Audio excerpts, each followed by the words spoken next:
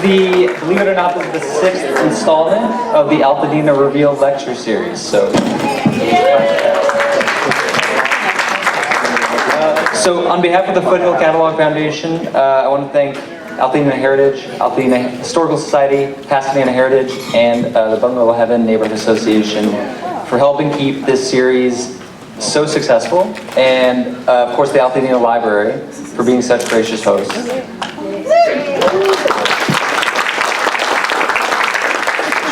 All previous lectures, all the 5 previous lectures are recorded and can be found and rewatched for free on the Bungalow Heaven YouTube channel. So before I turn it over to Bridget and start tonight's programming, I wanted to preview what's coming up in October, November, and then in the future. So on the evening of October 30th, Brian Baker from Pasadena Heritage asked everyone to join us on a visit to Altadena's Mountain View Cemetery to explore the architecture of funerary and visit the eternal resting places of famous and infamous local residents. So that's October 30th. That's Halloween Eve. So it should be a great lecture by Brian. Okay, and then in November we are. Oh, and on October 30th that will also serve as a fundraiser for the mausoleum, which is looking for funds for remediation and restoration. So that'll be a great opportunity to support a local landmark. And in November, we'll be featuring a lecture discussing the history of Christmas Tree Lane in anticipation of the 105th lighting ceremony taking place on December 6th. And then December, we'll take a holiday break and continue into the new year with a lot more topics that are coming on the way, and there's endless things to talk about in terms of Altadena history. Mountain culture, Altadena as a wellness destination, Altadena's scientific legacy, and many, many more. So if anyone has any other topics or speaker recommendations, please feel free to reach out and contact any of our organizations to keep this awesome series going.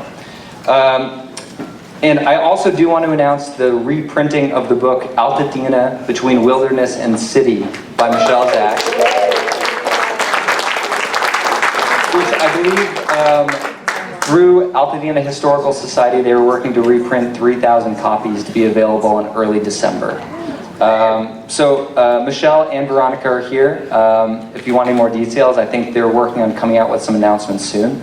But that book is obviously a must-have for anyone who loves Altadena, so look out for that announcement as well. And so with that's enough of me. I'll turn it over to Bridget Lawler with Pasadena Heritage to introduce tonight's program. Thank you. Hello, everyone. How are you? So tonight we are screening a short educational film by Pablo Miralles.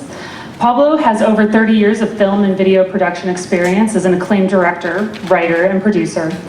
His most recent film is the award-winning documentary, Can We All Get Along? The Segregation of John Muir High School, which featured, come on, all right. Which was featured in over a dozen film festivals, earned him several accolades, including the 2019 Indie Fest Humanitarian Award. The PBS broadcast was awarded 2 LA Press Awards and an Emmy nomination. Wow. Pablo also served as production coordinator on Cedar Grove Productions Academy Award-winning short film, Visas and Virtue, and co-producer on their Emmy-nominated short film, Day of Independence. His most recent feature documentary, Compton to College, is slated to be released in 2026. Next, we have Michele Zack, who I will actually have come up here in a moment, and she is a writer, historian, and activist whose career spans global and local history. Before returning to the US in 1998, she spent 8 years reporting from Asia for Asia Week and Far Eastern Economic Review and drafting investment speeches for 3 Thai prime ministers, right? Her award-winning local histories, Altadena Between Wilderness and City, and Southern California's Story, earned recognition from the American Association of State and Local History, with historian Kevin Starr praising her work as, quote, urban history at its best.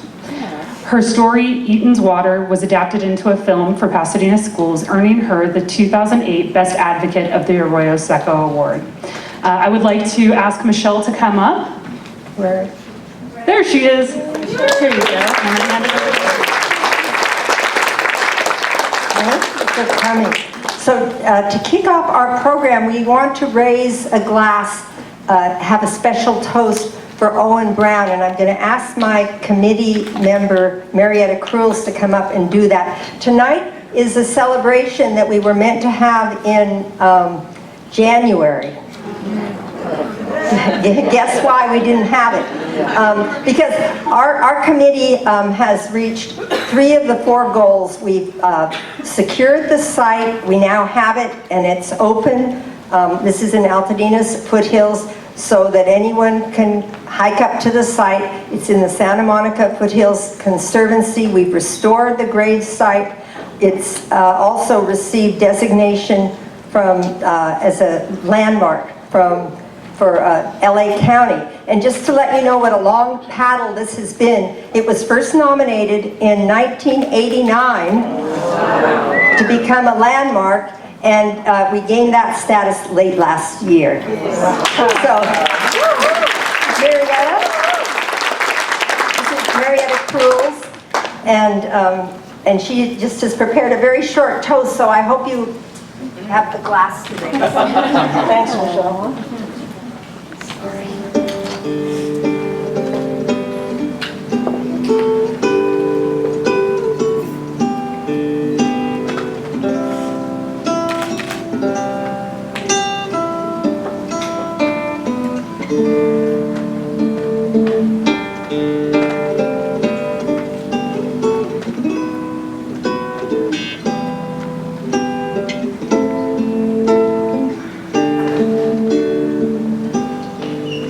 This is a tough climate to honor and defend a pacifistic man who was forced into violence during a very violent time.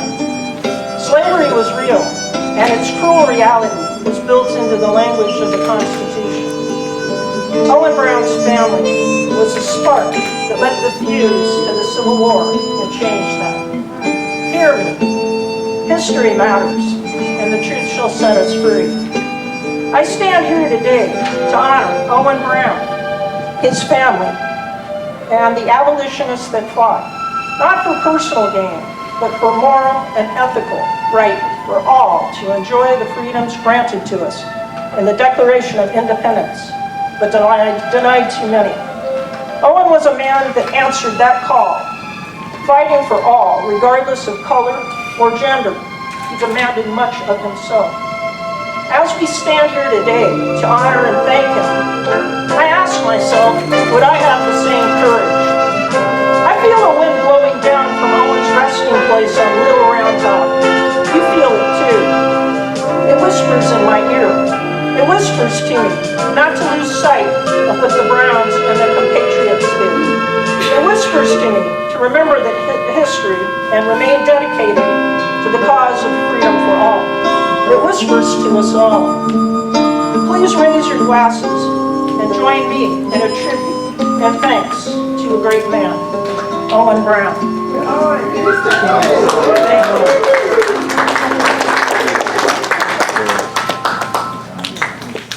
Pablo will now introduce the film. Pablo, I'd like to introduce my dear friend, our Altadena filmmaker, Pablo. Thank you. Thank you, everyone, for coming out. I'm really pleased to have 2 of my important Altadena collaborators here this evening. First, John Guth, who was the sound designer and the music composer. As you'll see, very instrumental. And our narrator, Millicent Chris, whose voice really, to me, spoke to what I wanted, to the tone of this. The target audience for this, when the Owen Brown Committee, Gravesite Committee, offered me this opportunity, their goal, I asked them what their goal was, and it was to make something that will ensure that the story of Owen Brown and the family lives on. So maybe because I had a sixth grader at Elliott at the time, I really felt like it was up to get the kids to learn the story. So I proposed doing an educational film rather than a straight documentary. So I don't see a lot of school-age kids here, but you're gonna, have to imagine yourselves sitting in a chair watching this in your history class. That's my audience. So without any further ado, enjoy the movie. I would say that also I'd like just to take a moment to thank Tim Cantwell, who is the one who's funded, he bought the land, he's given us the money to do everything, including making this film, and for the whole educational program that we're going to be doing. And also just to say that another main partner, Tim's wife, Stephanie, tragically died unexpectedly about a week ago. And she was a real partner in this project and believed in it so much that I just wanted to thank Stephanie and Tim.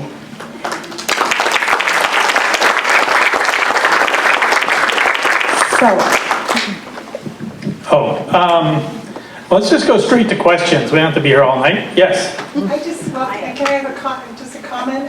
Thank you so much. I know how long you've been working on this, Michele, and I just thought it was, as a former elementary school teacher, it was a perfect length. And it was just so beautifully, the heart of the story just brought tears to my eyes because it is so relevant today. And I'm hoping that your dream of bringing it into the classroom, comes alive. And It's being used already in 2 different classes at John Muir High School. I had, as I was making it, I tested it a couple times with some of the kids. Main complaint, it was too slow, but I just couldn't speed it up for them, I guess. But overall, the teachers especially really liked it. It was one of the reasons I ended up breaking it into chapters, which really helps the study lessons. Well, I want to encourage you to even bring it into the elementary classroom. Having taught 3rd grade, they can understand it and they will appreciate it. We worked with, oh my God, my name, Tamaki. Yeah, Edwards, and she helped me make sure that it was could fit the curriculum for elementary school, middle school, and high school. And I have to say, this was by far the hardest film I ever wrote, because I'd start writing and then I'd realize, oh, that's going to go over their heads, or that's kind of minutia. How much do they need to know? And so this took much longer to write than I assumed when I started. But I think we did get it right. I have a lot of good feedback from the teachers and some of the students as well. Yeah, we've been asked to repeat the question or the comment, and it's just that Suzanne, the speaker commenter, is a school teacher, and she was saying that it would work even in the elementary school. And that's one reason why Pablo divided it into chapters. It's only a 20-minute film, but it is so densely informational that probably a teacher would divide it and even maybe take 2 days, and they could watch it and then have a lesson around it. And it will be, the most of the money that we received for this whole project is actually going to teachers to pay them to receive the professional development that we're in development now. And we're working with PUSD, which has been a partner, and they're giving us a free space, and we're working with a teacher whose time they also donated. Now we're going to start to pay her, but we're hoping to have the first cohort of teachers it's going to be a 3-part professional development. So it will probably be like 3 Saturday mornings in a row, in which they're going to first see the film and learn how to work it into their classroom at the different grade levels. Fantastic. So, yes, question? Given how prolific John was as a father, And I Multiple wives. I was going to ask that. 2 wives. And even though some died, there've got to be family members. Were they all involved? Are they involved in the project, in support? And there've got to be Browns everywhere. I didn't myself speak to any of the family. There are some that I came across in my research. I don't know, it was kind of interesting as I was doing it. The John Brown stuff I felt like was pretty common known. It was the Owen stuff that was, you know, first of all, was local. I grew up at the foot of the Brown Mountain Trail at Calaveras and Casitas and Ventura. And I always knew it was called Brown Mountain, and I thought it was because it was for John Brown, and when we knew there was a grave up there, I assumed it was his. It wasn't until I probably was in college that it suddenly hit me that wouldn't work. So I really started there. That was my focus. The John Brown stuff was very easy. The Owen Brown thing was, and of course he didn't have children, and I don't know if anyone in Ruth's side is still in the area or at all. That you would. A Brown descendant, a direct Brown descendant, visited Altadena about 3 or 4 months ago, and we shot a little bit of film about it. And she knew the story, and she knew all about Owen, but not as much is known about him. And as the last survivor of Harper's Ferry, and he was involved at Potawatomi. I mean, he was one of the sword wielders. And so a lot of people, and the narrative on John Brown is that he was crazy, and, you know, that he was a terrorist. And so for a long time, this was just the accepted narrative, but he's really, you know, history is constantly being reinterpreted. And it turns out a lot of that narrative came right out of his trial, where only Southern pro-slavery reporters were allowed in the courtroom. And there was one person who was incognito that was sent by Horace Greeley of the Herald Tribune in New York, who would smuggle out stories about it. But the first draft of history is newspapers, and overwhelmingly the story that suited the Southerners, they were, you know, Southern people were very afraid, and they were sure that, you know, especially in states where slaves outnumbered white people, they were sure that they were going to be killed in their beds. And, you know, that paranoia, because they were oppressing, you know, 4 million people, is quite understandable. But it's a shame that so much of a narrative has taken over that actually has been refuted now through a lot of research. There's a lot of newspapers, there's a lot of accounts.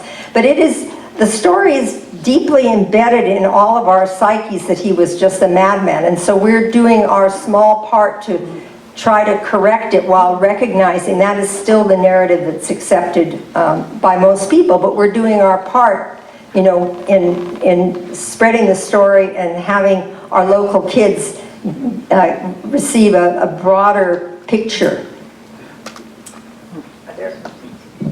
Yes? Just curious where the gravestone was that was missing and how it was found. The question is, where was the gravestone during the 10 years? You know, it's interesting. I don't know the exact date that Ian found it, but while it was missing, it was actually in possession of some Altadenans who were keeping it safe, but not for the entire time. So I don't know exactly when they found it. It was missing. It was missing, totally missing for 10 years. Oh, so that was what. And what happened is an owner had bought the property, and the land, quite, it seems insane, but it was zoned just residential. So all this time, one rich, determined person could have put a house up there.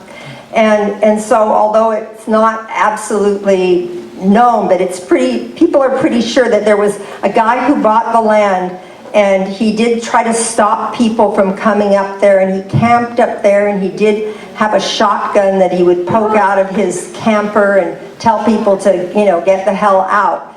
A lot of people just think that he himself removed the gravestone, and it was found very far away on the other side of Little Round Top. It was buried. But after a storm, Ian White and his little son were out for a walk after a rain, and a little corner of a concrete collar that had been put on the gravestone at some time to try to stop people from stealing it, because it had been missing before, but just briefly. But this time it was missing for 10 years. Ian White took possession of it, and he said, he found it in 2010, that he was not going to put it back until the gravesite was in the hands of a friendly owner. Now, he didn't really have a right to do that. However, he seemed to have a moral right, and people thought, well, that's right, it keeps disappearing. So he hid it in a friend's backyard for another 10 or 11 years, and we finally were able to put it back in the right place in 2023. Michelle knows these things. I was curious, where's the site of the Tabernacle Church there where his funeral was? That is a great question. Where was the tabernacle? It was an AM... Methodist Episcopal, Marengo in Colorado. Marengo in Colorado. Thank Marengo you. in Colorado? Yep. Okay.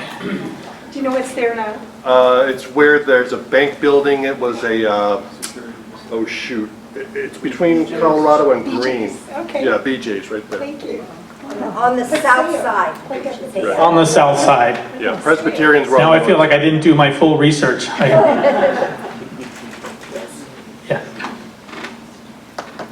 You have a question? Yeah, you would. Oh, sorry. I was I'm sorry. Pointing to somebody else, so I just wanted to make sure. Yes.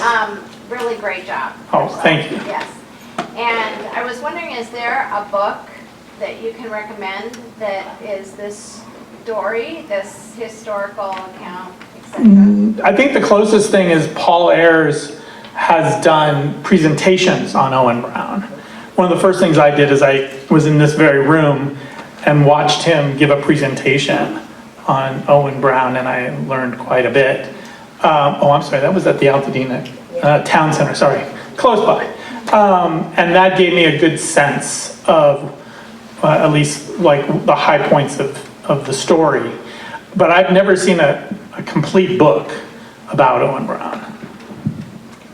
There was an excellent novelization by Russell Banks, and it's called Cloud Splitter. It's not entirely historically correct, but it's a good historical novel, and it's completely based. Russell Banks loved to explore the relationship between fathers and sons. And this is I would really highly recommend this book. I kept having to remind myself that this is fiction. But good historical fiction sometimes beats history. And it's all about, it's from the point of view of Owen Brown, and it's about his whole life and his relationship with his father. And I would recommend it. And I was in correspondence with Russell Banks, who just died last year. And he was very happy to hear, because I of course invited him out to the gravesite, and he was already quite, he was not in good health by then, but said he was very happy that we were doing this work. That's great. Michelle? Yes. Oh, yeah, Lisa? So there's another book that explained that complicated story very well. It was the story of Lincoln and John Brown, the history. Oh, Lisa said there's another book. There's another book, was it by Tony, and it's called the... Texas Historian. Yeah, it's historical. It's comparing Lincoln and John Brown. It's called... The Assassinator or the... It's called The Emancipator and not the Madman, but... The Zealot and the Emancipator. And that is looking at at Lincoln's attitude towards slavery and comparing that with John Brown's and how Lincoln was very practical. And, at the time of the Civil War, especially at the beginning, it wasn't legal to meddle in the South and with slavery. And that's one reason why Lincoln waited, for the first shots to be fired by the Confederacy, so that then he was defending the Union rather than and aggressively, trying to end slavery. But ending slavery became actually what the war was about. Yes. First of all, thank you so much, Pablo and Michele and everyone that worked on this for decades, seemingly. And as a retired educator, thank you for thinking about professional development and for tying it into the schools. I had some technical questions, just out of curiosity. First of all, were you limited to 20 minutes for any reason? And secondly, just out of curiosity, where did you do all the editing and dubbing and repeat the question? Yeah, the question is, was I limited to 20 minutes?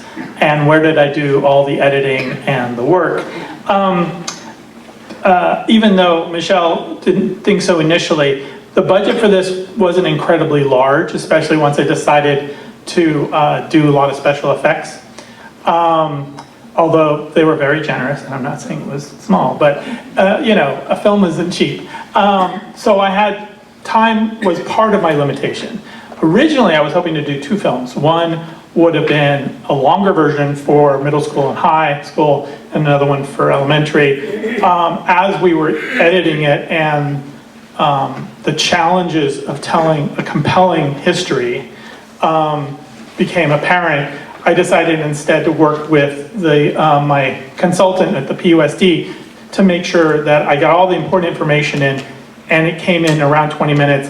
I had been working with a teacher at Muir, Manuel Rustin, who said 20 minutes is really great because you show in the first part of the class and the second part of the class you can talk about it. So I knew I was in the right ballpark after, I think, the first fine cut. Where we did it, I had 2 editors. The first editor was a local kid who, very talented, straight out of college, so I could afford him. But before we got to even the first full cut, he'd been hired to a show in Hollywood, and because he was that talented, so I had to find a new editor who unfortunately lived in Orange County, but he knew all the special effects, because by the time we got into the second cut, we were realizing this was going to be heavy on the graphics and using a program that is pretty hard. I couldn't learn it, let's just put it that way. So I relied on someone to do it. Most of my films I can do a lot of the rough cutting, and then an editor comes in to do the fine cutting. I didn't have that with this film. So, and he came through really fast, really good. It really helped that John had a very tight and excellent score for us to use.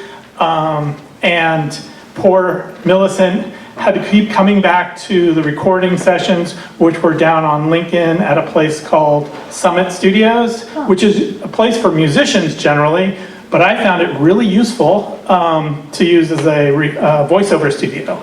So, and so that was basically how it was made. Thank you. Pablo, I want to add a story that maybe you've forgotten. In the beginning, we didn't know what it was going to be. We were thinking more documentary than educational film. And then Pablo had a meeting with someone at PBS, and the first thing that they said is, oh, if this is aimed at kids, no talking heads. Yeah. They didn't want, and that's when Pablo said, hey, I think we have to go more with animation and breaking it up in smaller parts so that it could work with kids. Huh. Yes, someone I work with at PBS was very keen about, unless they were like a TikTok person, to just, because I usually do documentaries where I interview people and I build story around interviews.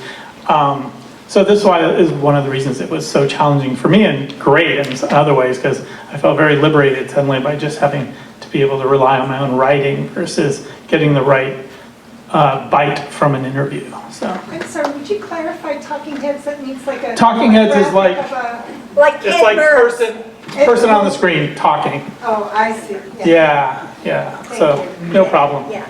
And Talking Not just a Heads, good yeah. 70s band. Talking Heads, a lot of historical documentaries like Ken Burns rely on historians and the long monologues in which they're explaining history, which for adults, I find that very interesting. And I thought, oh, that's what we're going to do. And I still remember when Pablo just called and said, no talking heads. Are there other questions? Oh, here's Nancy. One of the photographs related to Owen Brown is the one of all that group of people. I mean, this mix of human beings in what year? 18. That was, he died in 1889. That was in 1898. So it was still the end of the 19th century, and you're commenting on the... Well, I wonder how much is known about the community of the Pasadena area at that time. No, you can go ahead. I mean, everything I know, you know more. Well, you know, Owen Brown was, and the Brown family, it's hard for us to imagine, but they were very, very famous at the time. And in the Civil War, was sort of bookended in the beginning by Owen Brown's death and the end Lincoln's death. The people who settled in Pasadena, did I get it wrong? Yeah, you know what I mean. So the people who settled in Pasadena, they were all Union supporters, many of them were abolitionists, and a lot of them were temperance people. And so, as Owen was a very strong temperance man. So, but because of his fame, and because of his, he was such a civil rights crusader that there were not a lot of black people in Pasadena at the time, but there were in Los Angeles. And so people came, especially for that second commemoration, like from Los Angeles and from all around to honor him. And when Nathaniel Rust was, he paid the money to put that really nice headstone, because there was just a wooden tablet there for the first 10 years. Yes. In the back. Are you calling on me or it's John? All right, well, now you're standing. We'll go to John. You know, I just wanted to mention for people that might want to learn more, I think that the Atlantic magazine in real time did an interview with Owen and learned all about his escape, which apparently it's just a harrowing story about how he and some of his compatriots escaped from Harper's Ferry and tried to work their way north to get to safety. So that might be an interesting thing to read. I think it was Mark Twain. He couldn't even get through it. It was so harrowing. So it's a good read if anybody wants to look for that article and you can't find it. So anyway, didn't hear there was an Atlantic magazine interview with Owen where he talked about his escape from Harper's Ferry and his years on the run. That was remarked upon by Mark Twain, that it was very harrowing, hard to read. I tried to put that in. I'm not sure it really panned out. Yes. Thank you for sharing this story. It's always felt like a mystery, like you didn't know much of you, like, oh, you know, Owen Brown was somewhere in Altadena, so I really appreciate having the story completed for me. Do we have any information about who's in that photograph? Because I think it's really interesting what someone said over there about wanting to know more about Pasadena history.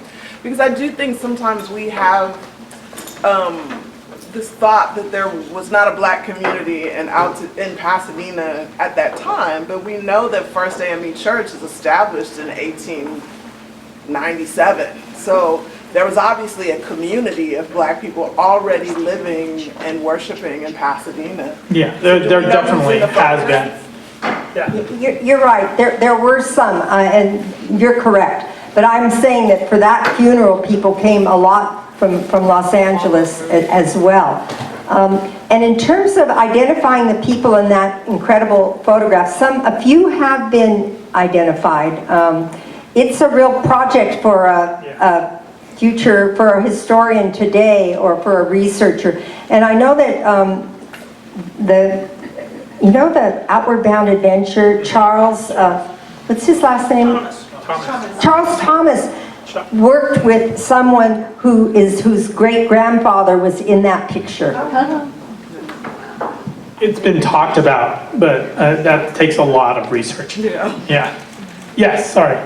Yes, did they have any idea where the Brown family or Owen Brown family cabin was in Altadena? Oh, yes. They know exactly where it was. If you go up there now on the property, there's an old half-buried automobile, and they kind of geolocated the cabin to where that automobile is right now. In the meadows? It's above the meadows. It's just down the trailhead from Little Round Top. At the top of, what's the name of that street? It's at the top of Rising Hill Road, where Theo Clark owns about 20 acres.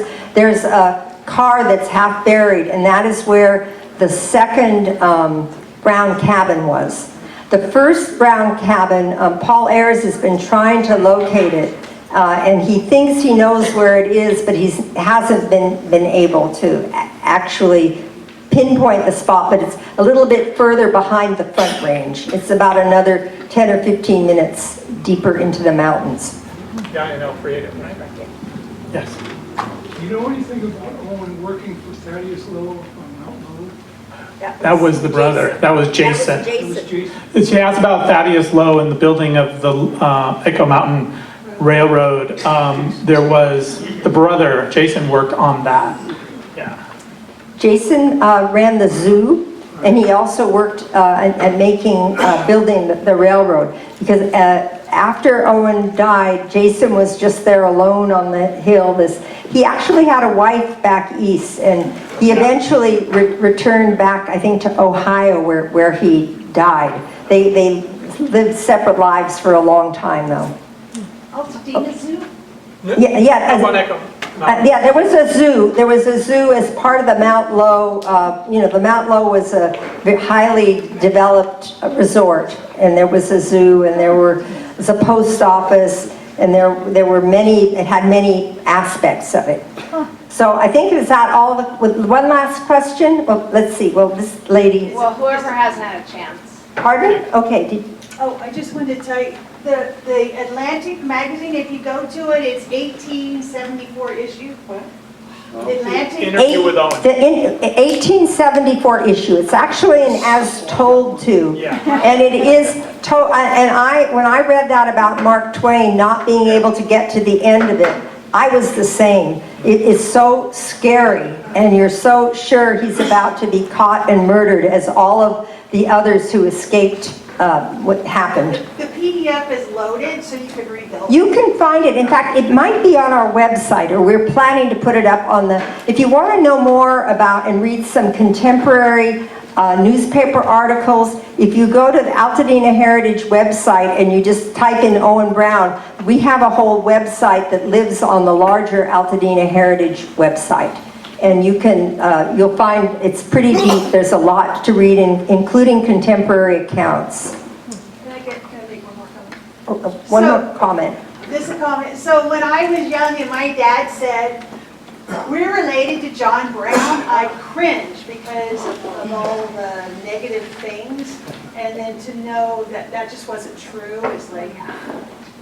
Yes. Well, he was definitely a zealot.